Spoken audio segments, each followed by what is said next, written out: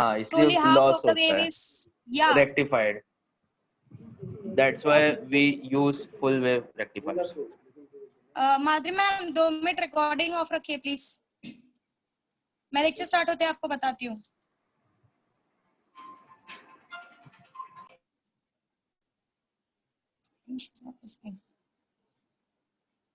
Okay, let it be. ठीक है, this was all about half wave rectifier. Full wave rectifier में मैंने आपको बताया था you need to use a center tapped transformer so that it can be, you can since center tapped transformer के बारे में मैंने आपको समझाया था कि upper part work for the positive cycle, lower part work for the negative cycle, and when we see the current direction through the diode, we found that the current direction remains constant. So you get a unidirectional current when you pass from the center tapped transformer and a rectifier combination. You use 2 diodes over there. One diode work for the positive part of the cycle and the another diode conducts for the negative part of the cycle, and then you get the, as a result you get that the whole AC current, the whole cycle is been converted into the DC part. But still there were fluctuations in the output of the rectifier that we need to clear out. That is why we use filter circuit over there. हम उसको निकालने के लिए, उन ripples को निकालने के लिए, मैंने आपको रिपल का मतलब बताया था कि जब जो आप डीसी बना रहे हो रेक्टिफायर से पास करके, व्हेन यू आर, जब आपने रेक्टिफायर से पास किया, this was the input when you are passing it through the transformer. ये इनपुट था आपका, this was the input, this is your AC current. जब इसको आप पास करते हो रेक्टिफायर से, यू गेट समथिंग लाइक, आपको एक यूनिडायरेक्शनल करंट मिलता है, but it still consist of fluctuation, जिसको हमने कहा था कि इट्स अ रिपल. ये जो होता है it's a ripple. In half wave rectifier ये रिपल का रेंज बहुत बड़ा होता है, बिकॉज एक पार्ट ऑफ द साइकिल पूरी तरीके से जीरो हो चुका होता है. सो ये जो रिपल का रेंज है ये काफी बड़ा हो जाता है उसमें, but here it is quite small, मतलब इसका रेंज काफी छोटा है. Then again it is starting, then again, तो रिपल का रेंज छोटा हो गया है. Okay, so that is what we are experiencing here, that still we have a unidirectional current but it consists of a AC component now also. इसके अंदर fluctuations है अभी भी. इन fluctuations को निकालने के लिए, ये जो output के fluctuations है, इनको निकालने के लिए we use a filter. Okay, मैंने आपको एक और definition बताया था, something called as ripple factor. It was RMS value of AC component to the value of DC component. आपने जो भी रेक्टिफायर से जो भी करंट आपने आउटपुट में निकाला है, उसमें कितना अमाउंट ऑफ एसी है टू द कितना अमाउंट ऑफ डीसी है, ये आपका रिपल फैक्टर डिसाइड करता है. ओके, सो अगर एसी का अमाउंट ऑफ कोर्स ज्यादा है तो रिपल फैक्टर हाई होगा, रिपल ज्यादा होगा. रिपल ज्यादा है means your rectifier is not efficient, क्योंकि रेक्टिफायर को मैक्सिमम अमाउंट डीसी में कन्वर्ट कर देना चाहिए. This is what is required. Now let's go ahead with the filter circuit. जरा फिल्टर समझते हैं कि क्या है, what, how does it work. एक बार आपका जो पर्टिकुलर एसी का जो कंपोनेंट्स है वो एक बार यूनिडायरेक्शनल करंट में डीसी फॉर्म में कन्वर्ट हुआ, but still there is an fluctuation. Okay, उस फ्लक्चुएशंस को निकालने के लिए we use a circuit which is called as filter circuit.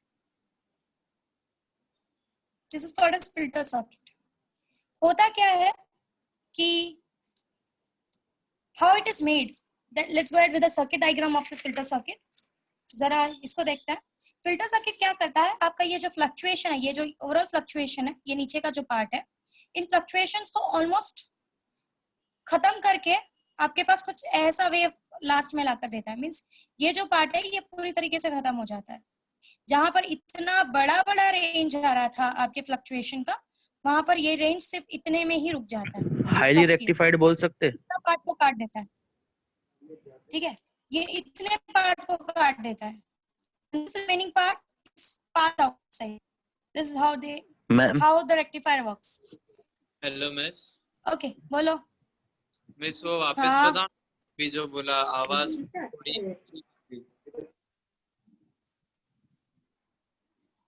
Okay, yeah. Filter circuit क्या करता है? हाँ Aman, I am repeating. Filter circuit क्या करता है, ये जो लोअर पार्ट है इस पार्ट को पूरी तरीके से खत्म कर देता है, and only this part is there in the output. सिर्फ इतना, मतलब वो रिपल को कम कर देता है. This is what is the work of a filter circuit. ये जो लोअर पार्ट है ये पूरी तरीके से इसको साइड करके सिर्फ आउटपुट में आपको इस अमाउंट को यूज करके देता है, जिससे अगर आप आउटपुट में चेक करते हो आपको सिर्फ जो फ्लक्चुएशन है, ओके, ये जो फ्लक्चुएशन है, ये फ्लक्चुएशन जो हो रहे हैं इनका जो रेंज है वो रेंज एक छोटा रेंज में कन्वर्ट हो जाता है एंड आपको और परफेक्ट डीसी मिल सकता है। Okay, now this is also DC because it is unidirectional. DC का मतलब ही होता है it's unidirectional, but still you are finding in fluctuations here. So what will this filter do? This filter will reduce this fluctuation and जो fluctuation का amount है उसके range को वो छोटा कर देता है। This is what is the work of a filter. Now how does it work and what is the filter circuit? Let's go ahead with that. This was your rectifier circuit. ये आपका rectifier था, मैंने एक box में consider किया।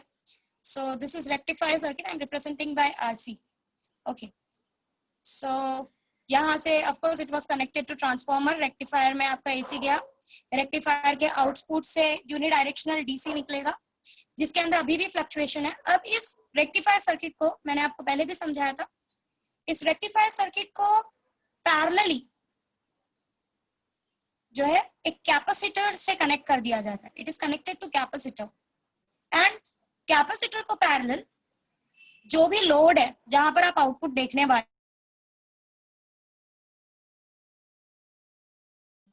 ठीक है। अब होगा क्या, ये कैपेसिटर क्या करेगा? ये कैपेसिटर जो है इसके बारे में आप डीप में वापस एसी में पढ़ोगे। इसका सारा वर्किंग, चार्जिंग, डिस्चार्जिंग, आपका जो कैपेसिटर होता है वो चार्ज और डिस्चार्ज होता है।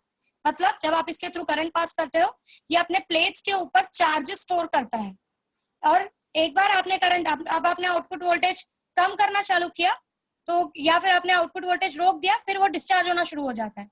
मतलब ये जो कैपेसिटर है कंटिन्यूसली अपने ऊपर चार्ज डेवलप करता है और उस चार्ज को बाहर भेज के डिस्चार्ज होता है, फिर चार्ज डेवलप करता है, फिर उस जो भी चार्जेस उसने अपने ऊपर डेवलप किए हैं एक्स्ट्रा चार्जेस उनको बाहर भेज के डिस्चार्ज होता है। इसका कंटिन्यूअस ये वर्किंग होता है।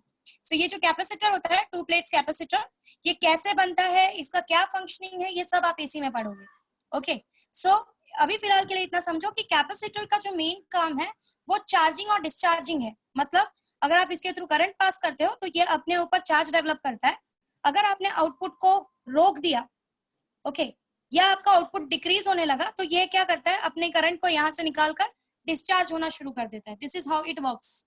Okay, this is how it works. It always charges and discharges. Of course charging और डिस्चार्जिंग दोनों के लिए इसमें एक पर्टिकुलर टाइम लगता है।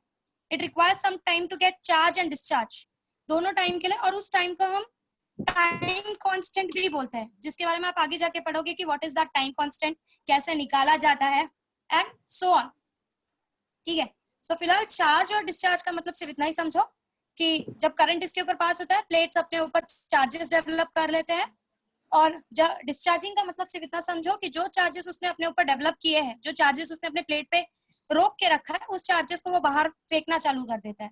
So this is what is charging and discharging of a capacitor. फिलहाल के लिए इतना ही समझो चार्जिंग और डिस्चार्जिंग में, दैट चार्ज होने के time it collects the charges on the plates, okay, और डिस्चार्जिंग के time it whatever charges are is being developed here, वो चार्जेस को बाहर रिलीज करना चालू कर देता है। This is what is charging and discharging of a capacitor. मतलब Okay. फ्लक्चुएशन इधर कम हो जाता है ना ma'am? Om, I'm coming to that topic. Please don't interrupt in between. So नहीं, let's go अभी ahead. अपने वो जरा आगे की तरफ बढ़ते हैं, हाउ इट वर्क्स जरा वो देखते हैं। ओके, जब एक पल्सेटिंग डीसी का मतलब है कि fluctuating DC. Okay, pulsating DC का मतलब है फ्लक्चुएटिंग डीसी, क्योंकि जो आउटपुट अब ये आ रहा है this is DC only. DC is direct current, means unidirectional current. DC का मतलब होता है यूनिडायरेक्शनल करंट, एसी का मतलब होता है alternating current. So it is unidirectional, भले इसके अंदर फ्लक्चुएशंस है but it is unidirectional. So it is an pulsating DC. Pulsating का मतलब है कि इसमें फ्लक्चुएशंस प्रेजेंट है। सो जब पल्सेटिंग डीसी, जब हाँ, यहाँ पर कैपेसिटर फिल्ट्रेशन का काम करता है, करेक्ट। सो जब एक पल्सेटिंग डीसी इसके थ्रू पास होता है, when a pulsating DC starts passing through this particular component, इसके साथ जब पल्सेटिंग डीसी पास होना शुरू हुआ, let's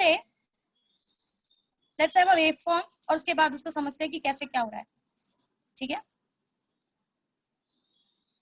this was your pulsating DC which is going to of course the amplitude of all the waves will be same, keep it in mind, amplitudes will keep same, हम amplitude को difference नहीं करेंगे। Now जब एक pulsating DC यहाँ से पास होना शुरू हुआ, जैसे जैसे ये पास होगा some amount of current will be passed through here and some amount will go inside this capacitor. और ये जो भी अमाउंट इसके अंदर जाएगा वो इस कैपेसिटर को चार्ज करना शुरू कर देगा.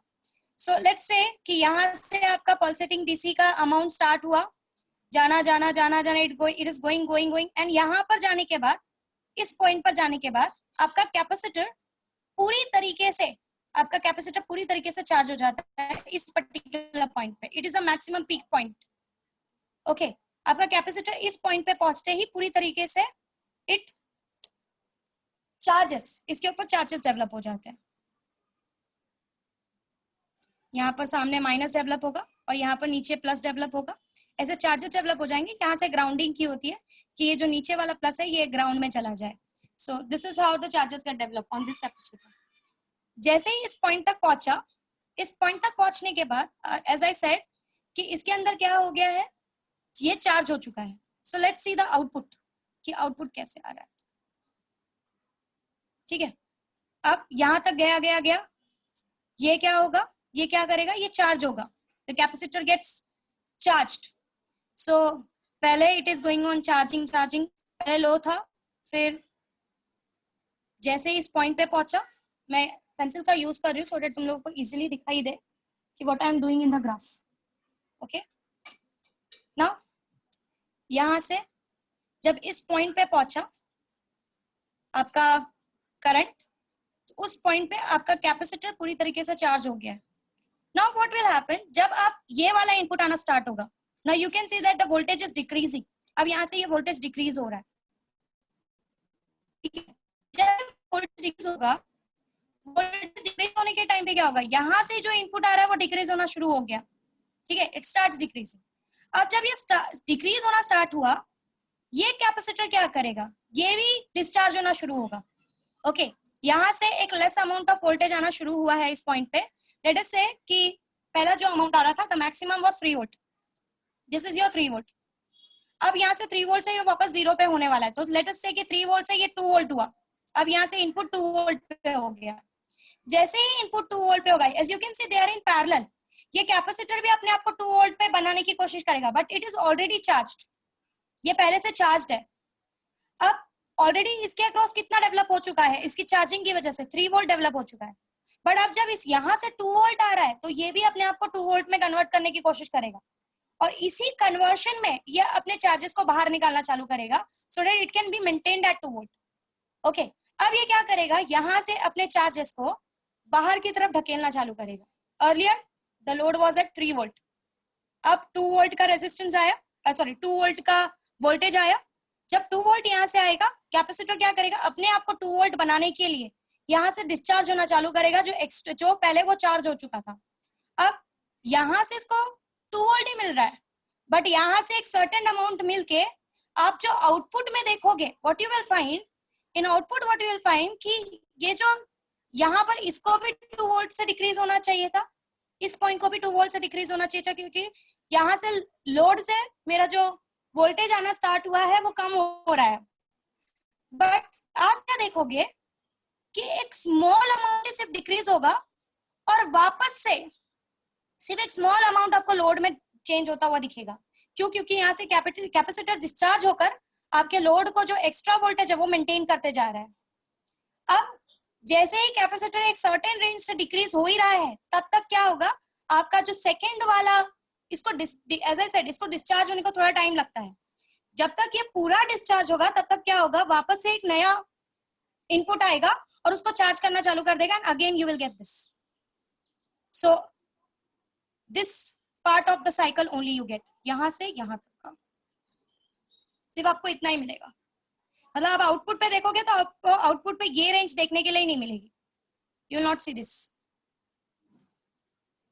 ये रेंज आपको देखने के लिए नहीं मिलेगी. समझ में आया हुआ क्या, समझा?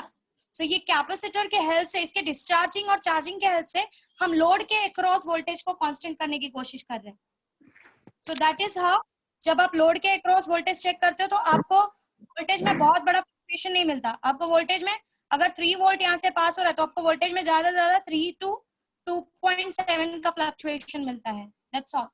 बट स्टिल फ्लक्चुएशन है, अभी भी फ्लक्चुएशन है, it's there.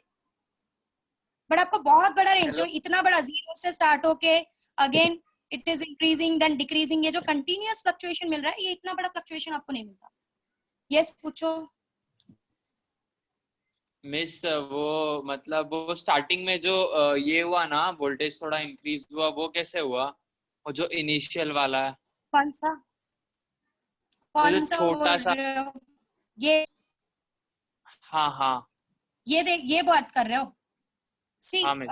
At this time जब आप दिस अमाउंट जब आप देते हो, ये अमाउंट जब आप देते हो, सो वो टाइम में ना कैपेसिटर एक पर्टिकुलर टाइम में आपके यहाँ से करंट कम पास करता है और अपने अंदर वो चार्जिंग का प्रोसेस फास्ट रखता है।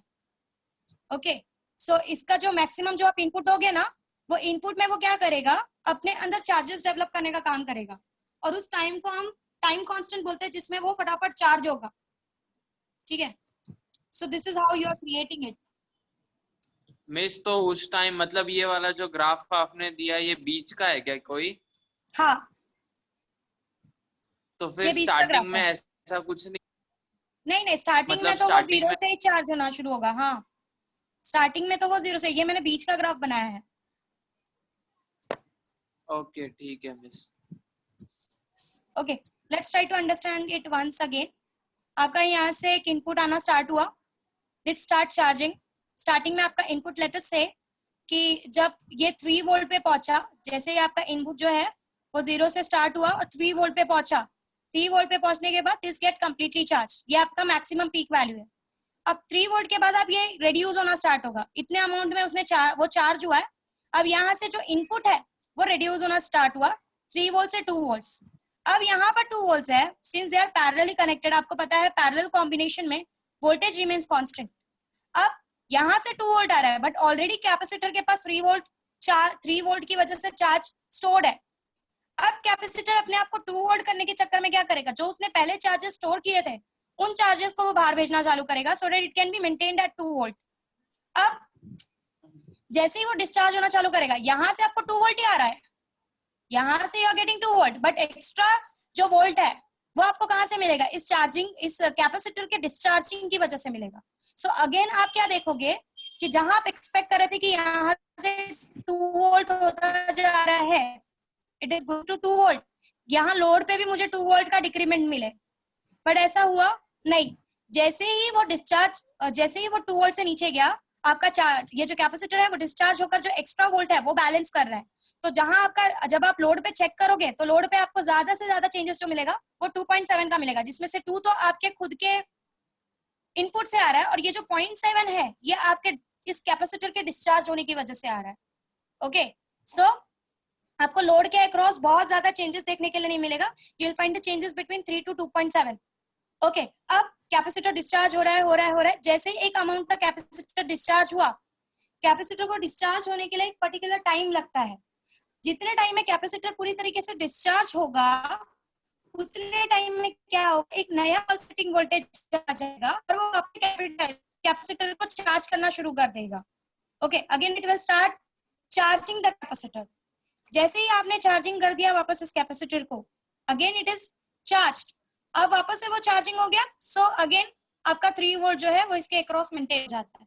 सो आपको बहुत बड़ा फ्लक्चुएशन नहीं मिलता। इसका डिस्चार्जिंग आपके लोड को, जब यहाँ से वोल्टेज गिरना चालू हुआ तो इसका डिस्चार्जिंग आपके लोड को मेंटेन करता है।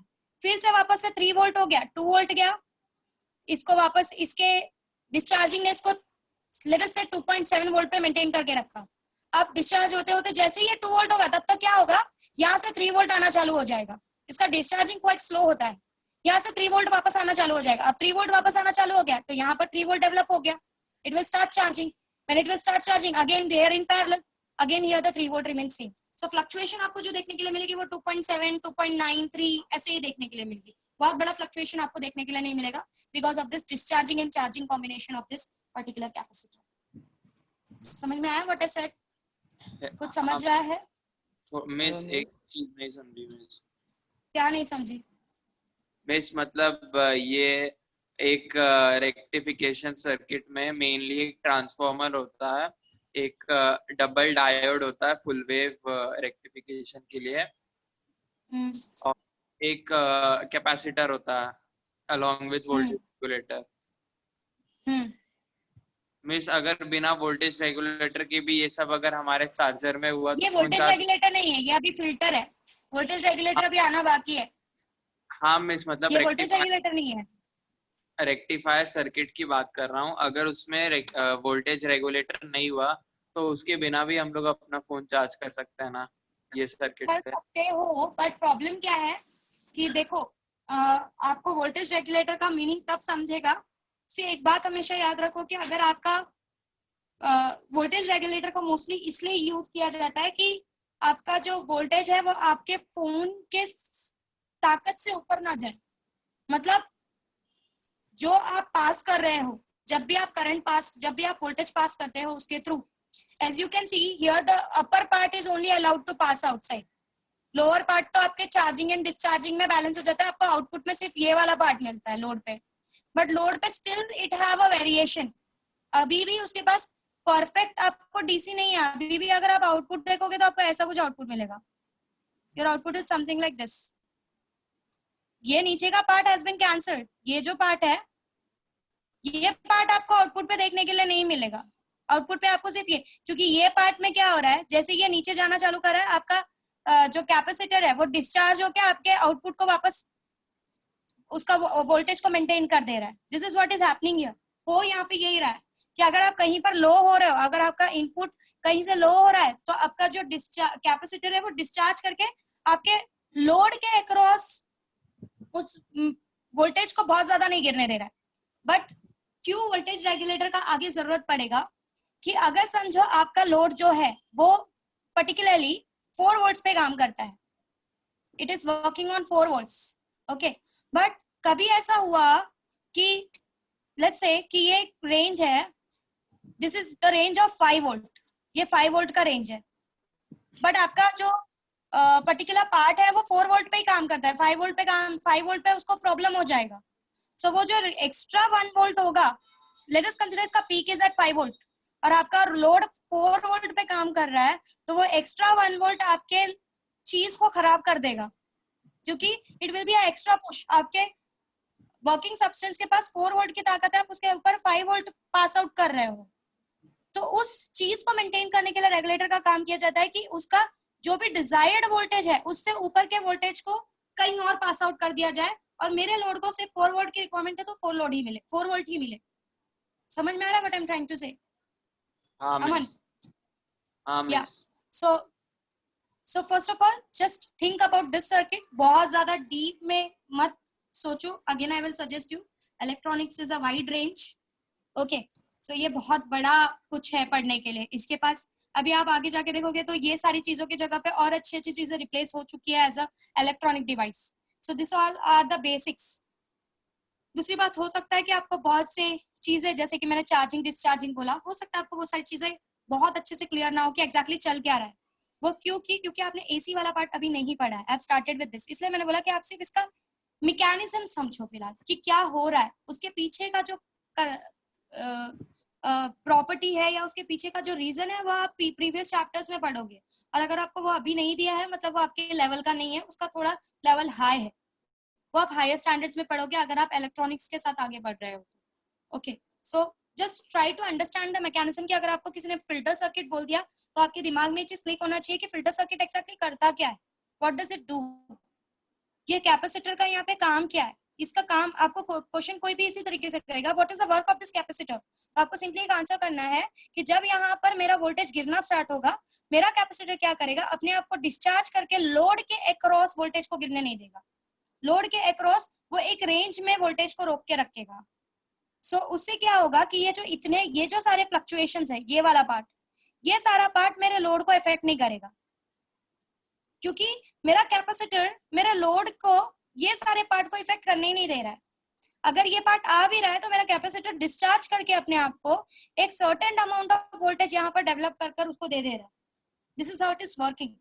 It is working like a protective कि चल यहाँ से कम आया तो क्या, मैं अपने आप को डिस्चार्ज करके तेरे को इसी पर्टिकुलर वोल्टेज पे, इसी पर्टिकुलर रेंज के वोल्टेज पे मेंटेन करके रखूंगा। This is how it works, okay. अब फैंस में कैपेसिटर यूज करते हो, आप बहुत से प्लेसेस पे कैपेसिटर यूज करते हो, आपके टीवी में बहुत सारी जगह पे इस सर्किट का पूरा यूज किया जाता है, फिल्टर सर्किट का, कि आपका लोड जो है वो पर्टिकुलरली एक फिक्स्ड वोल्टेज पे मेंटेन रहे या एक फिक्स्ड वोल्टेज के रेंज पर मेंटेन रहे।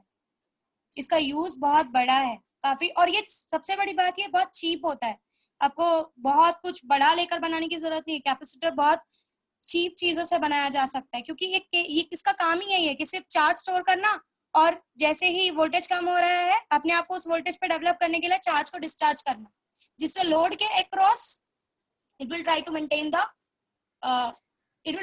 The voltage across the load, जिससे ये लोअर वाला पार्ट जो है आपको लोड पे देखने के लिए ना मिले। सिर्फ आपको as you can see changes हो रहा है, ऐसा नहीं है कि बिल्कुल चेंजेस नहीं होगा लोड के अक्रॉस, बट जब ऐसा होगा कि कैपेसिटर पूरा ही डिस्चार्ज होता जा रहा है और पीछे से कोई पल्सेटिंग आ ही नहीं रहा है, तो वो पूरी तरीके से डिस्चार्ज होगा, आपके लोड के अक्रॉस आपको चेंजेस देखने मिलेगा।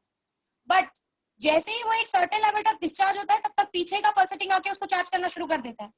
सो पूरा खत्म कभी इसका पार्ट होता ही नहीं, ये डब्बा पूरा खत्म ही नहीं हो रहा है। जब तक ये पूरा डिस्चार्ज हो रहा है, तब तक नया वाला पल्सेटिंग डीसी आके इसको चार्ज करेगा, and again your voltage will be maintained at that particular point जहां पर आपको चाहिए। सो अगर यहाँ से कम हो रहा है तो यहाँ से ये बैलेंस कर रहा है, बैलेंस करने में जैसे ही ये कम होगा वापस से यहाँ वाला पार्ट आके इसको भर देगा। This is what is going on. Hope you are understanding. समझ में आ रहा है कुछ? इस तरीके से याद रख सकते हो। 3 बॉक्सेस है, रेक्टिफायर, लोड, कैपेसिटर। पहले रेक्टिफायर से जो भी करंट होगा वो लोड और कैपेसिटर दोनों के अक्रॉस जाता है। इस रेक्टिफायर से निकले हुए करंट्स पहले लोड को चार्ज करते हैं, discharge it, and some amount of course current का कुछ अमाउंट यहाँ से भी पास होता है। अब क्या होगा, अब स्टार्टिंग में अगर ये 3 वोल्ट्स पे डेवलप है, ये सारे के सारे 3 वोल्ट्स पे डेवलप होंगे। अब 3 वोल्ट से 3 volt is my peak voltage, ठीक है। पीक वोल्टेज पे जाने के बाद मेरा कैपेसिटर पूरी तरीके से भर जाता है। अब क्या होगा, अब पीक से कम होना शुरू होगा, 2 वोल्ट 1 वोल्ट ऐसा होना शुरू हो रहा है। अब ये नीचे आ रहा है। जब हम यहाँ से इसको कम देना शुरू करेंगे, कैपेसिटर को भी अपने आप को इसके बराबर बनाना है, तो कैपेसिटर के पास तो ऑलरेडी वो चार्ज होके उसने अपने अंदर चार्ज को भर के रखा है, तो अगर उसको इसके बराबर बनना है तो उसको एक काम करना पड़ेगा, जो एक्स्ट्रा पहले से बैलेंस किया हुआ है उसको बाहर रिलीज करना पड़ेगा। यहां से अब इसके पास 2 वोल्ट ही आ रहा है, बट यहां से निकला हुआ इसको जाके वापस से 3 वोल्ट में डेवलप कर देगा। This load will be developed at 3 volt because of this discharging of the capacitor. अब डिस्चार्ज होते इसको डिस्चार्ज होने को थोड़ा टाइम लगता है, इस पल्सेटिंग डीसी के बाद, इस पल्सेटिंग डीसी का कवर टाइम और इसको डिस्चार्ज होने को थोड़ा टाइम लगता है। जब तक ये पूरा डिस्चार्ज होगा तब तक it will try to maintain the voltage across this.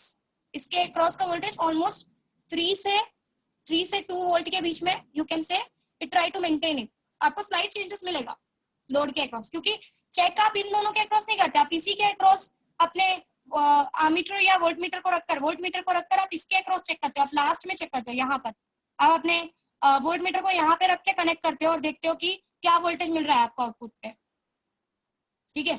So output पे आपको कंटिन्यूसली इस कैपेसिटर के डिस्चार्जिंग की वजह से आउटपुट पे आपको कंटिन्यूसली जो रेंज मिलेगा वो कुछ ऐसा ही मिलेगा, जैसे कि 3 है तो 2.5, 2.8, 2.7 ऐसा ही मिलेगा, बहुत बड़ा डिफरेंस नहीं मिलेगा। जो दो यहाँ पे value is decreasing, but because of this capacitor का discharging this value is being maintained.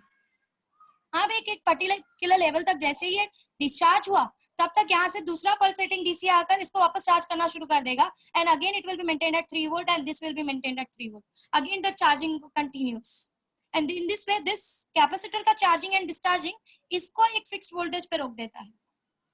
And this is how you get a regulated power supply. इसको रेगुलेटेड पावर सप्लाई बोलते हैं।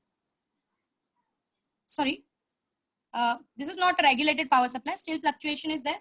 इसको रेगुलेटेड नहीं बोलते। रेगुलेटेड विल बी जब हम उसको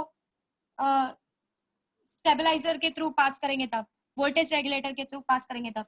स्टिल इट इज अनरेगुलेटेड, क्योंकि अभी भी हमको एक certain amount of fluctuation we are getting, and this is not what we required. ये हमको नहीं चाहिए, ऐसा फ्लक्चुएशंस नहीं चाहिए। मेरा मोबाइल फोन इसी वोल्ट पे काम करता है, इसको आके इसने धक्का मार दिया तो मेरा मोबाइल फोन का बैटरी दिन ब दिन खराब होना शुरू हो जाएगा। ताकत ही नहीं है मेरे फोन का इतना वोल्टेज बर्दाश्त करने का, so it will get destroy. मेरा एलईडी 3 वोल्ट्स पे चलता है, मैं उसके ऊपर 5 वोल्ट्स ढकेल दूं तो दिस विल गेट डिस्ट्रॉय। सो मुझे ये अभी भी ऐसा आउटपुट नहीं चाहिए मेरे लोड के लिए, मेरे को अभी भी एक डिजायर्ड आउटपुट चाहिए, and still I am getting a range. I don't want this, मेरे को नहीं चाहिए ऐसा। समझ में आ रहा है what I am trying to say? समझा इसका वर्किंग कैसा है? Are you understanding? कुछ समझ में आ रहा है? जरा एक ग्राफ आपके सामने रख रही हूँ, उसको जरा ध्यान से देखो और समझो। We have started from one point, एक आउटपुट एक पॉइंट से स्टार्ट किया हमने देखना। As I said, एक क्वार्टर पॉइंट तक, एक क्वार्टर ए पॉइंट तक it will get charged। ये आउटपुट हम कहाँ पर देख रहे हैं?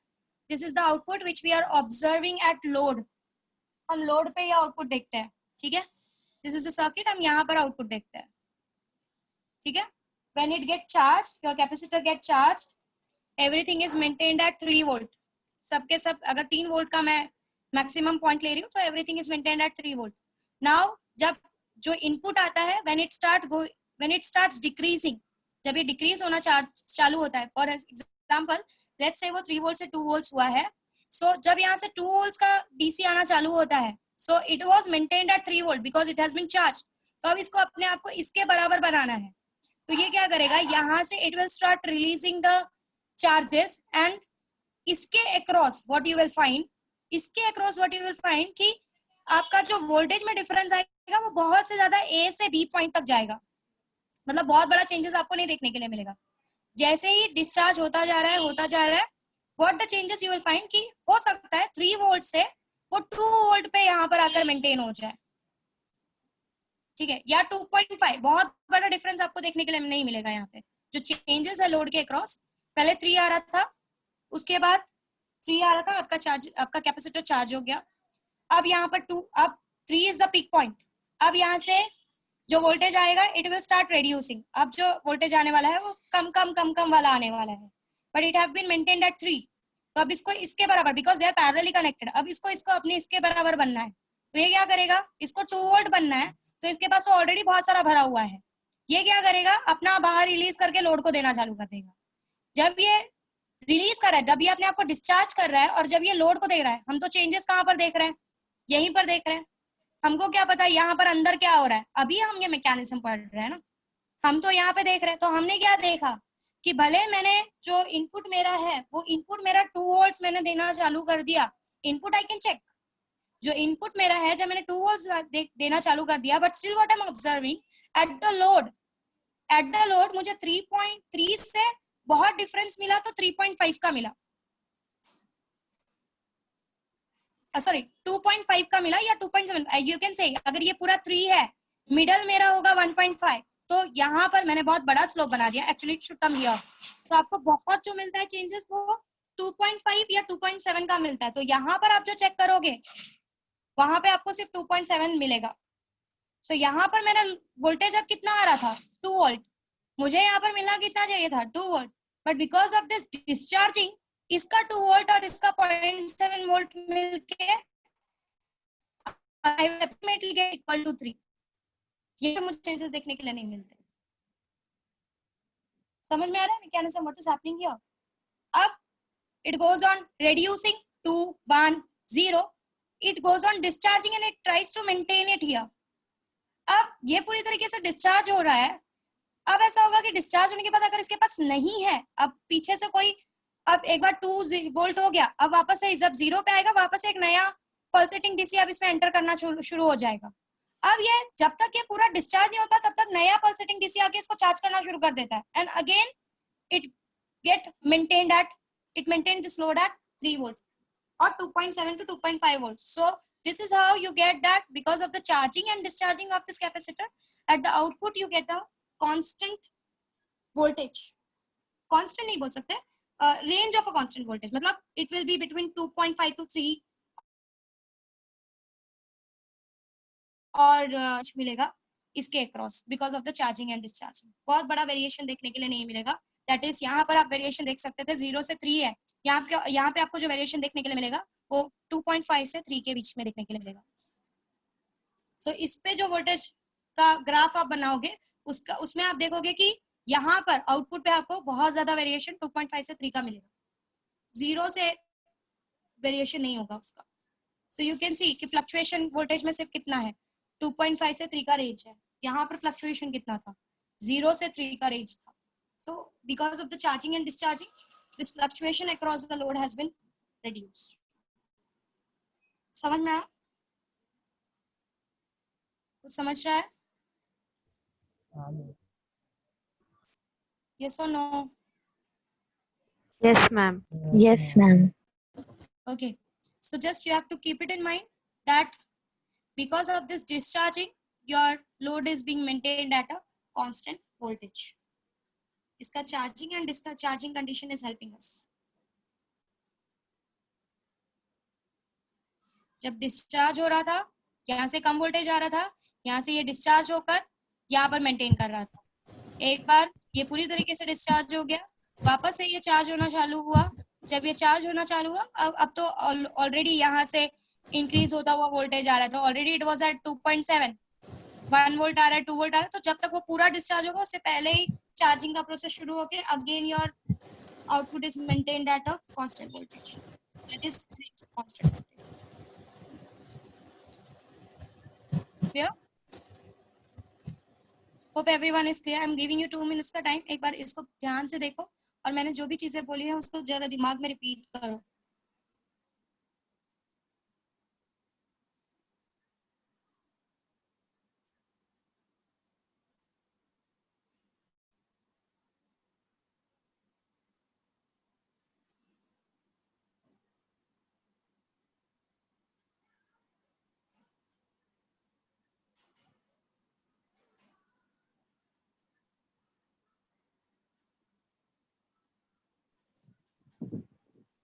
जब Hello, तक miss. कैपेसिटर पॉइंट बी तक ही डिस्चार्ज हुआ है, तब तक एक नया वोल्टेज आकर उसको चार्ज करना शुरू कर देता है।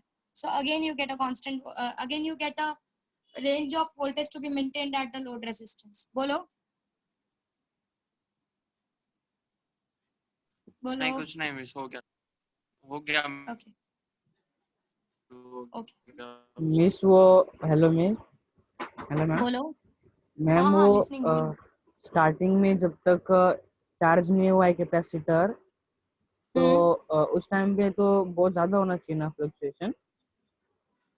हाँ तो Correct फिर है। मिस इस ग्राफ में तो नहीं दिख रहा है स्टार्टिंग में। नहीं दिखा है क्योंकि सी आपको ना बहुत ज्यादा डीप में नहीं समझाया जा सकता सौरभ अभी। हाँ ओके। इसका वर्किंग ना आपको बहुत ज्यादा डीप में नहीं समझाया जा सकता, that is the part. Actually ये सारी चीजें अभी इंट्रोड्यूस कर देना भी बहुत बड़ी बात है आप लोगों के लिए, because this things what we have studied was in very higher standards. Okay, ये चीजें आपको इंट्रोड्यूस करना मतलब आपको पहली बात तो आपको वो सारी चीजें अपने हाथ से टच की होगी या आपने उसको देखा होगा ना, तो आपको क्लियरली समझेगा कि what you are studying here, आप क्या पढ़ रहे हो।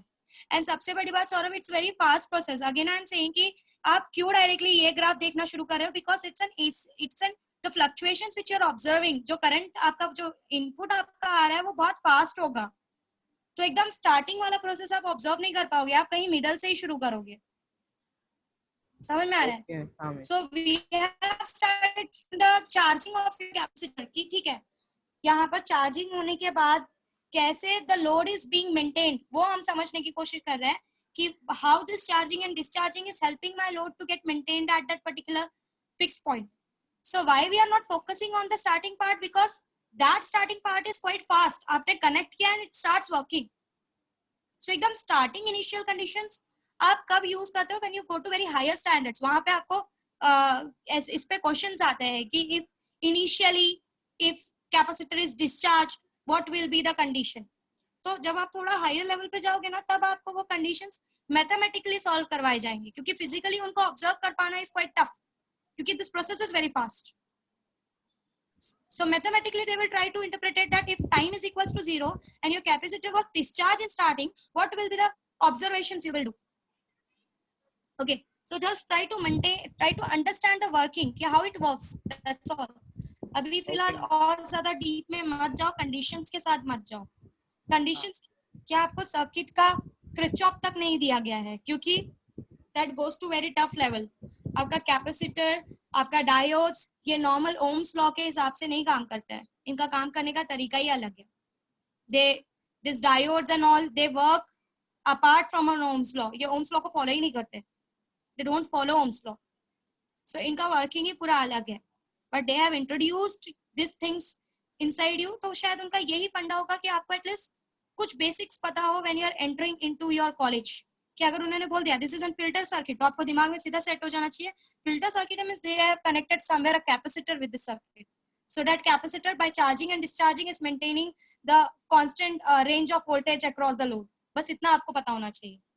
या how it maintains when, आपको क्वेश्चन इसी तरीके से किया जाएगा. सी अगर वोल्टेज इंक्रीज होता जा रहा है तो it is charging and it is being maintained, okay fine, okay. But when it is discharging, यहाँ से मैंने इनपुट कम करना स्टार्ट किया, then also it is being maintained at this particular point, then you can say that हाँ because of its discharging condition यहाँ से ये इसको एक्स्ट्रा वोल्ट अप्लाई करके इसको कांस्टेंट वोल्टेज पे रखने की कोशिश कर रहा है. So this much knowledge is important now. फिलहाल उतना समझो. ओके हाँ मैम. या सो this is how your filter works. Okay, ठीक है.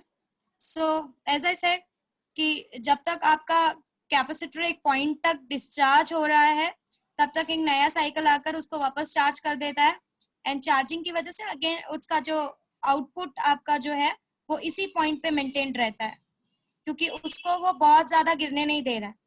ओके अगर यहाँ से 2 वोल्ट के बदले 1 वोल्ट आया तो now it will try to maintain at 1 volt. तो अब एक्स्ट्रा वोल्ट को again it will discharge and pass it to the this particular point.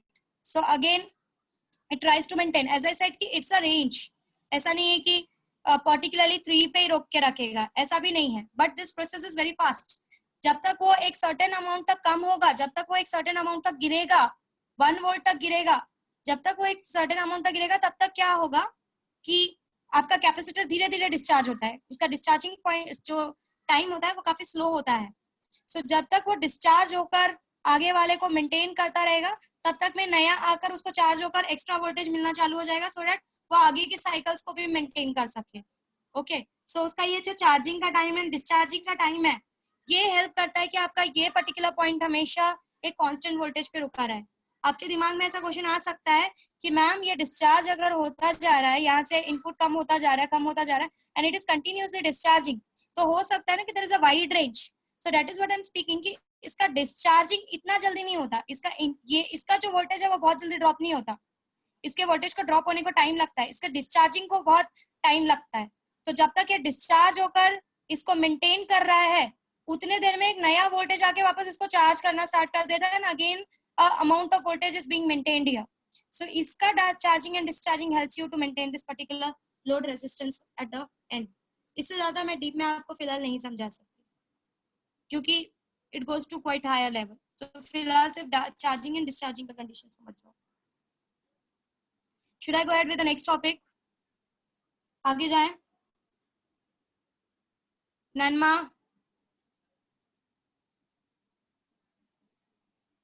electronics हाँ, people ma'am.